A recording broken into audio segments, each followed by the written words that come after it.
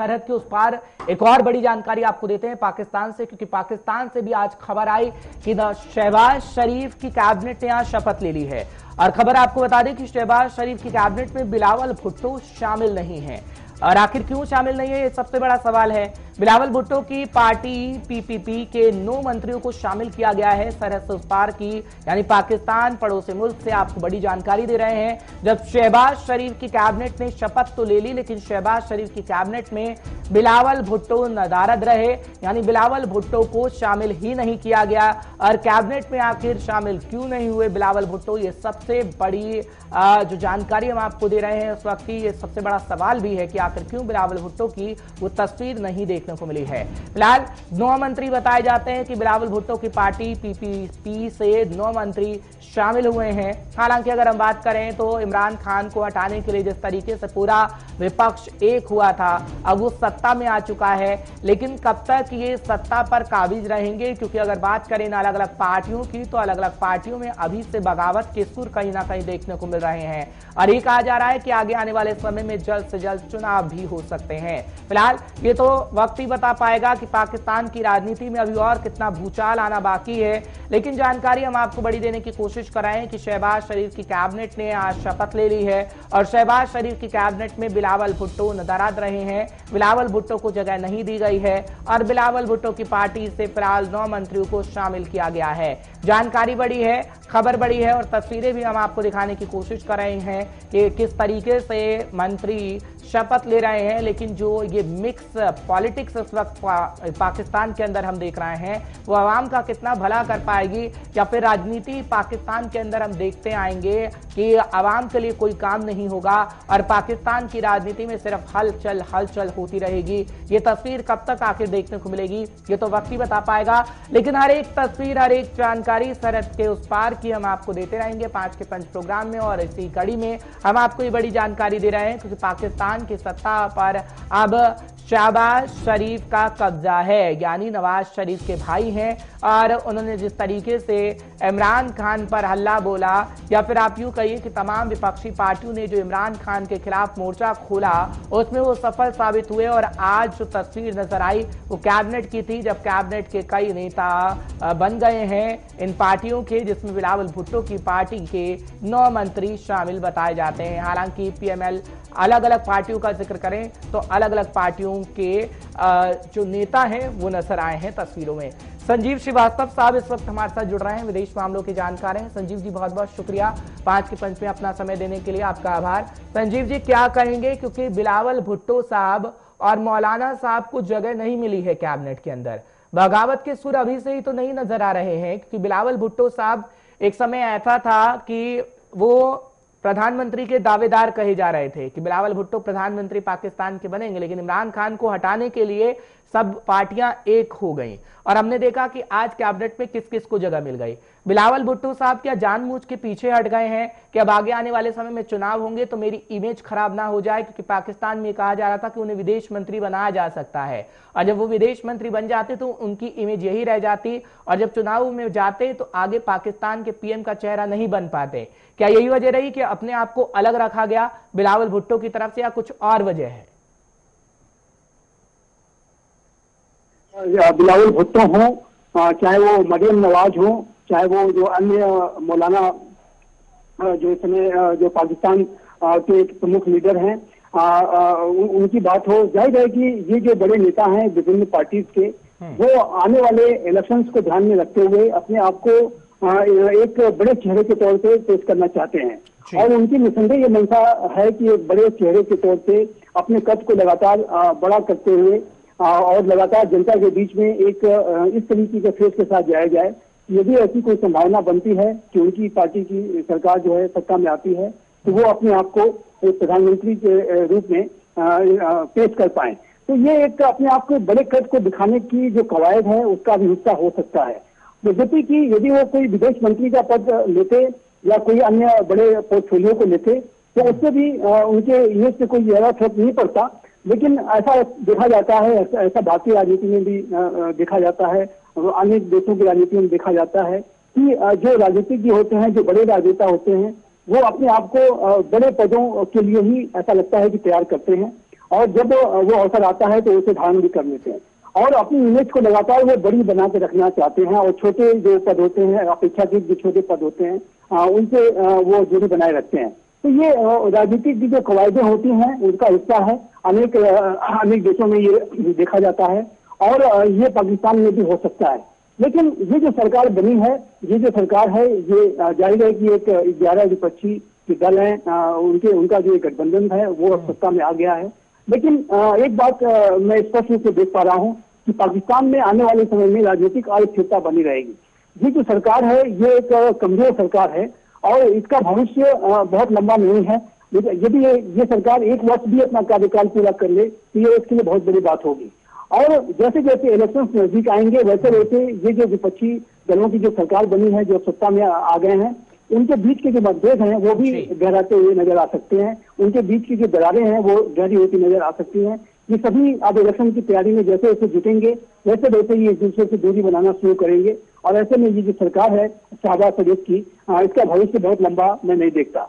और जाहिर है कि ये जो सरकार के पास जो समस्याएं हैं उसका बहुत बड़ा अंबार इमरान खान छोड़कर गए हैं, चाहे वो आर्थिक समस्याएं हो, चाहे वो सामरिक हो, कूटनीतिक हो, हर जगह पाकिस्तान में इस समय दयनीय स्थिति दिखाई दे रही है। तो ये जो सरकार है शहबाज शरीफ का जो ताज है, जो कांटे भरा ताज है, ये स्पष्ट है और ये सरकार का जो टेन्योर है मुझे नहीं लगता कि बहुत लंबा होने जा रहा है। ये एक अस्थिर और कमजोर सरकार साबित होगी। ठीक है, लेकिन क्या इसका फायदा इमरान खान साहब को मिल पाएगा? क्योंकि आगे आने वाले समय में अगर चुनाव होते हैं तो उसके लिए जमीन अभी से तैयार की जा रही है। जिस तरीके से प्रोटेस्ट हम देख रहे हैं, बातें इमरान खान साहब की देख रहे हैं, जो पूर्व प्रधानमंत्री अभी कहने की कोशिश कर रहे हैं, आरोप लगा रहे हैं, क्या सीधा सीधा फायदा आगे आने वाले चुनाव में इमरान खान साहब को मिलेगा इसका? देखिए, इमरान खान तो जब प्रधानमंत्री पद के अंतिम दिनों में थे तो उसी समय वो इलेक्शन मोड में दिख रहे थे। जिस तरीके से उन्होंने अमेरिका के ऊपर आरोप लगाए, भारत की तारीफ की, तरह तरीके से अपने आप को विक्टिम दिखाने की कोशिश की, उससे उसी समय से ये स्पष्ट हो गया था कि इमरान खान जानते हैं कि उनकी सत्ता जाने वाली है और वो इलेक्शन मोड में जनता के बीच में जाने की तैयारी कर रहे थे। अपने समर्थकों को, अपने पार्टी के सदस्यों को ये जनता के बीच में स्ट्रीट्स वगैरह में जाने की जो अपील कर रहे थे। तो इमरान खान की पार्टी तो इलेक्शन मोड में है, वो आने वाले समय में बड़ी रैलियां लगातार करेंगे, लगातार वो इलेक्शन के इश्यूज को उठाएंगे और ऐसे में जो पॉलिटिकल पार्टी, जो सत्ताधारी दल वर्तमान में है, वो उससे रिस्पॉन्ड करेंगे और ये पूरी जो रस्ता कसी है, राजनीतिक रस्ता कसी, ये पाकिस्तान की सड़कों और गलियों में दिखेगी और पाकिस्तान में आने वाले समय में बड़ी रैलियां हो सकती हैं। यद्यपि ये भी जरूर हो सकता है कि वहाँ हिंसा की वारदातें भी हो सकती हैं, क्योंकि जो राजनीतिक अस्थिरता की स्थिति में पाकिस्तान में हिंसा की भी घटनाएं लगातार देखी गई। कई असैसिनेशन वगैरह भी पिछले समय में हो चुके हैं, इतिहास जो पाकिस्तान का रहा है। तो ये इमरान खान की पार्टी का जहां तक इलेक्टोरल गेम की बात है तो मुझे लगता है कि राजनीतिक दल के रूप में पाकिस्तान तहरीक इंसाफ का अस्तित्व रहेगा। लेकिन जो सबसे भारी जो भूल इमरान खान ने जो कर रखी है, जिसका भी खामियाजा उन्हें लंबे समय तक भुगतना पड़ सकता है, वो ये है कि वो पाकिस्तान के जो वास्तविक शासक वहाँ के आर्मी और ISI के साथ उन्होंने अपने संबंध बेहद खराब कर लिए है और वो जरूर इलेक्शन में जा रहे हैं, इलेक्शन में जनता के बीच में अपील करेंगे, लेकिन जहां तक सत्ता में वापसी की बात होगी वो उनके लिए बहुत ही मुश्किल होने वाली है। मेरा असेसमेंट है कि लेकिन अगर हम बात करें सरकार इमरान खान को फिर से सत्ता में अगले इलेक्शन के बाद वापसी से रोकने की कोशिश करेगी। ठीक है संजीव जी, सरकार की बात करें, क्योंकि शहबाज शरीफ का जब हम जिक्र करते हैं तो आप कह रहे हैं कि 7 से 8 महीने ये सरकार रह सकती है, लेकिन नवाज शरीफ के लिए क्या पूरा रास्ता क्लियर कर देंगे शहबाज शरीफ साहब? क्योंकि कहा जाता है कि जल्द से जल्द वो पाकिस्तान के अंदर होंगे, लेकिन उन्हें तुरंत जेल जाना पड़ेगा। लेकिन आगे आने वाले समय में ऐसा नहीं होगा और नवाज शरीफ के लिए पूरा रास्ता क्लियर करते हुए उनके भाई नजर आएंगे, जितने दिन की भी सरकार हो। क्या ऐसा हो सकता है? ये अवश्य है कि एक नवाज शरीफ के लिए अनुकूल स्थितियां बन गई हैं और वो जिस तरीके से एक तरह से एग्जाइल में रह रहे थे और बीमारी का बहाना लेकर के वो कुछ दिनों के लिए गए और फिर लंबे समय तक रुक गए। ये पाकिस्तान के इतिहास में रहा है कि जब भी राजनेता संकट में आते हैं तो वो विदेशों की तरफ रुख कर लेते हैं। जा करके नवाज शरीफ ने भी शरण ली थी। यहाँ तक कि आप देखिए तो मुशर्रफ के समय में भी जब वहाँ तख्ता पलट हुआ था तो उस समय भी वो विदेश में दुबई चले गए थे और अन्य जगहों पर गए थे। तो नवाज शरीफ के लिए फिर से अनुकूल स्थितियां पैदा हुई हैं और फिर से वापस आएंगे। तो पाकिस्तान की सरकार की ये पूरी कोशिश अवश्य होगी कि उनके ऊपर जो भी केसेस लगाए गए हैं उन केसेस को विड्रॉ किया जाए, लेकिन ये जो प्रक्रिया है इसमें समय लग सकता है।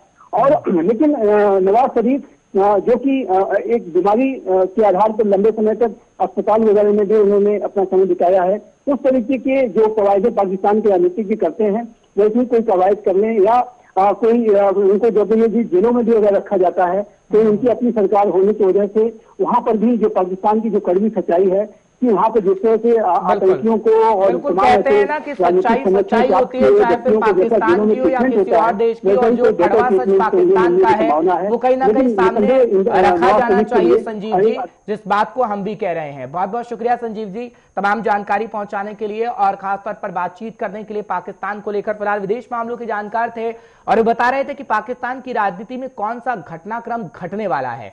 फिलहाल बात जम्मू कश्मीर की करेंगे, क्योंकि जम्मू कश्मीर में प्रधानमंत्री नरेंद्र मोदी का दौरा होना है, लेकिन उससे पहले आज उपराज्यपाल साहब की तस्वीर नजर आई है और वो जानकारी आपको देते हैं कि किस तरीके से उपराज्यपाल साहब पहुंचे हैं और इन तस्वीरों को हम आपको दिखा रहे हैं। पंचायती राज दिवस पर जम्मू कश्मीर को कई तोहफे देंगे प्रधानमंत्री नरेंद्र मोदी और 24 अप्रैल को जब प्रधानमंत्री नरेंद्र मोदी का जम्मू कश्मीर दौरा है, उससे पहले पल्ली पंचायत पहुंचे हैं जम्मू कश्मीर के उपराज्यपाल मनोज सिन्हा साहब। और आपको जानकारी दे रहे हैं कि उपराज्यपाल मनोज सिन्हा ने पल्ली पंचायत के लोगों को बधाई दी है कि प्रधानमंत्री नरेंद्र मोदी साहब आ रहे हैं तो आपको सौगातें मिलेगी। सबसे पहले आपको सुनवा देते हैं कि क्या कुछ मनोज सिन्हा साहब कह रहे हैं, उसके बाद अपने संवाददाता ऋषि खजूरिया का रुख करते हैं। सुनिए जरा क्या कुछ कह रहे हैं उपराज्यपाल साहब। देश में परंपरा रही है 24 अप्रैल को पंचायती राज दिवस मनाने की। हम सभी लोग आभारी हैं माननीय प्रधानमंत्री जी के, जिन्होंने जम्मू कश्मीर को यह अवसर प्रदान किया है और प्रशासन ने मिलकर के तय किया और बाकी चुने हुए जनप्रतिनिधियों ने भी कि पल्ली एक पंचायत हो सकती है, तो पल्ली में कार्यक्रम माननीय प्रधानमंत्री जी का है। और मुझे लगता है कि प्रशासन ने काफी मेहनत से सारी व्यवस्थाओं को ठीक ढंग से इंतजाम दिया है। मैं उम्मीद करता हूं कि न भूतो न भविष्यति प्रधानमंत्री जी का कार्यक्रम और आप लोगों का भी बड़ा सहयोग है। मैं आपका आभारी हूं कि जो बचा हुआ से समय है जनता को मोबिलाइज करने में आप भी हमारा सहयोग करिए ताकि उस दिन में अच्छी मिठाई आप लोगों को उस दिन ग्राउंड ब्रेकिंग सेरेमनी भी होगी। ग्राउंड ब्रेकिंग सेरेमनी भी होगी, हाइडल पावर प्रोजेक्ट का शिलान्यास भी होगा, जन औषधि, कई सारे कार्यक्रम अब सब आज ही बता देंगे, तो परसों मिलेंगे आप तो क्या बताएंगे। जिनका शिलान्यास प्रधानमंत्री नरेंद्र मोदी की तरफ से किया जाएगा, लोगों को सौगात मिलेगी। सीधा ऋषि खजूरिया का रुख कर लेते हैं। हमारे संवाददाता इस वक्त लाइव जुड़े हुए हैं, पिछले दिनों भी आपको जानकारी देने की पूरी कोशिश कर रहे थे। पल्ली पंचायत पहुंचे हैं आज ऋषि, उपराज्यपाल साहब, हालातों का जायजा लिया गया है और इशारों में बताया भी गया है कि पल्ली पंचायत के लोगों को किस तरीके से या फिर जम्मू कश्मीर के लोगों को सौगात जब प्रधानमंत्री नरेंद्र मोदी देंगे तो सीधा सीधा फायदा आम जनता को होगा। क्या कुछ जानकारी आप भी दे रहे हैं ऋषि? देखिए हर्ष, आपको बता दें कि 24 तारीख को प्रदेश के प्रधानमंत्री नरेंद्र मोदी यही सांबा जिला की पल्ली पंचायत में पहुंच रहे और हमने जब यहां से ग्राउंड एक रिपोर्ट तैयार की थी तो उसमें हमने ये कहा था कि यहां पर विभिन्न तरह की यहां पर सौगातें जो प्रधानमंत्री जी अपने दौरे के दौरान दे सकते हैं और जिसकी जानकारी आज खुद ही यहां के एलजी मनोज सिन्हा जी दे रहे हैं कि यहां पर बड़ी सारी सौगातें वो दे सकते हैं, बड़ी सारी अनाउंसमेंट्स यहां पर कर सकते हैं, लेकिन उसी के साथ साथ कुछ उद्घाटन भी किए जाएंगे। उसको लेकर जानकारी जो वो पूरी तरह से नहीं दी, क्योंकि उन्होंने कहा कि अगर आज हम जानकारी साझा कर देंगे तो 2 दिन के बाद फिर कहीं ना कहीं वो जो सस्पेंस है वो खत्म हो जाता है। लेकिन आपको बता दें कि तमाम जम्मू कश्मीर के लोगों को काफी ज्यादा उम्मीदें हैं प्रधानमंत्री जी के दौरे को लेकर और आपने देखा कि यहां पर तैयारियों को अंतिम रूप दिया जा रहा है। जम्मू कश्मीर प्रशासन की तरफ से सिक्योरिटी का पुख्ता इंतजाम यहां पर कर दिया गया है और बस कुछ दिनों का इंतजार है। प्रधानमंत्री यहां पर आकर देश की 700 पंचायतों को यहां से संबोधित करेंगे और किसानों के साथ भी वो डायरेक्ट संवाद करेंगे। और उसी के चलते आपको बता दें कि तमाम अगर बर्निंग इश्यूज को लेकर बात करें जो जम्मू कश्मीर में इस समय काफी ज्यादा चरम पर है तो उनको लेकर भी बात की जाएगी। यहां अगर भाजपा संगठन को लेकर बात करें तो तमाम भाजपा संगठन के जो आला नेता है वो भी इसकी जानकारी देते हुए नजर आ रहे हैं कि यहां पर उन इश्यूज के ऊपर भी बात होगी, तमाम जो यहां सौगातें हैं वो दी जाएंगी।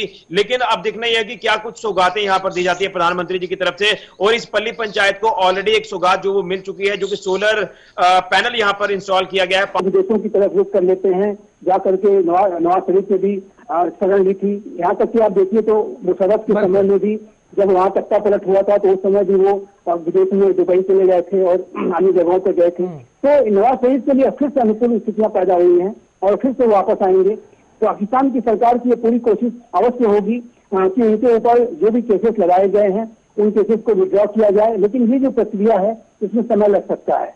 और लेकिन नवाज शरीफ जो कि एक बीमारी के आधार पर लंबे समय तक अस्पताल वगैरह में भी उन्होंने अपना समय बिताया है। उस तरीके के जो कवायदे पाकिस्तान के राजनीतिज्ञ करते हैं, वैसे कोई कवायद करने या कोई उनको जब ये जेलों में भी अगर रखा जाता है तो उनकी अपनी सरकार होने की वजह से वहां पर भी जो पाकिस्तान की जो कड़वी सच्चाई है कि वहाँ पर जिस तरह से आतंकियों को और बिल्कुल कहते हैं ना कि सच्चाई सच्चाई होती है, चाहे फिर पाकिस्तान की हो या किसी और देश की, और जो कड़वा सच पाकिस्तान का है वो कहीं ना कहीं सामने रखा जाना चाहिए। संजीव जी, जिस बात को हम भी कह रहे हैं। बहुत बहुत शुक्रिया संजीव जी तमाम जानकारी पहुंचाने के लिए और खासतौर पर बातचीत करने के लिए पाकिस्तान को लेकर। फिलहाल विदेश मामलों के जानकार थे और बता रहे थे कि पाकिस्तान की राजनीति में कौन सा घटनाक्रम घटने वाला है।